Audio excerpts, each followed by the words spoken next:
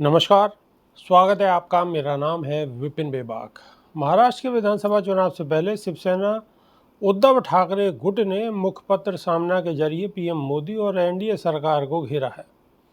सामना के 14 सितंबर 2024 के संपादकीय में लिखा गया है कि मोदी सरकार रूस यूक्रेन युद्ध रोकने के लिए कबूतर उड़ा रही है, जबकि नॉर्थ ईस्ट के मणिपुर में हिंसा की आग फिर से भड़क उठी है।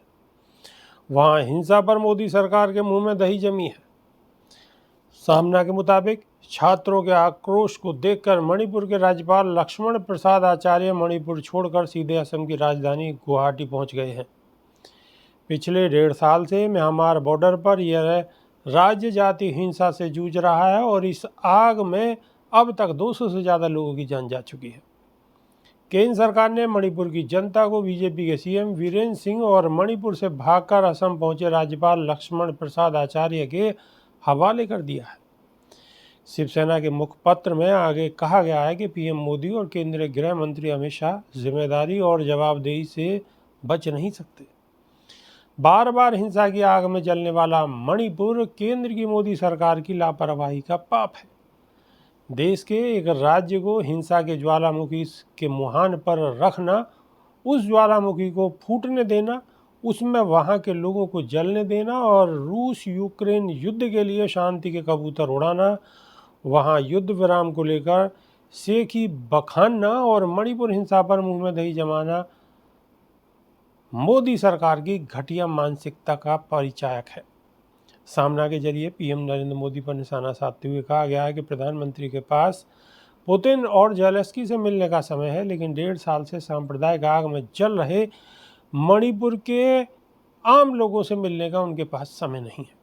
पीएम मोदी ने युद्धग्रस्त यूक्रेन में ट्रेन से 16 घंटे की यात्रा की और भक्तों ने तालियां बटोरी, लेकिन उनके पास अभी तक मणिपुर के हिंसाग्रस्त जिले का संक्षिप्त दौरा करने का समय नहीं है। उन्हें नहीं लगता कि उन्हें मणिपुर के आम लोगों से मिलना चाहिए और उन्हें साथ होना देनी चाहिए। मुखपत्र के मुताबिक पीएम मोदी चाहते हैं कि यूक्रेन रूस के लोगों को युद्ध से मुक्ति मिले। वे इसके लिए प्रयास कर रहे हैं, पर मणिपुर वासियों को जाति हिंसा की आग से मुक्त कराया जाए, ऐसा उन्हें नहीं लगता। क्या किसी ने उन्हें ऐसा करने से रोका है? अन्य बीजेपी शासित राज्यों में चुटकियों में मुख्यमंत्री बदलने वाले पीएम मोदी और शाह मणिपुर में अप्रभावी मुख्यमंत्री को हटाने में टालमटोल क्यों कर रहे हैं? मणिपुर जैसे संवेदनशील राज्य में पूर्णकालिक राज्यपाल नियुक्त न करने और असम के राज्यपाल पर मणिपुर का अतिरिक्त कार्यभार सौंपने की मोदी सरकार की क्या मजबूरी है? सामने में ये भी लिखा गया है कि सरसंघ चालक मोहन भागवत के सार्वजनिक रूप से कान ऐंठे जाने के बाद भी केंद्र सरकार ने मणिपुर में जाति हिंसा को लेकर कानों में रुई ठूस रखी है।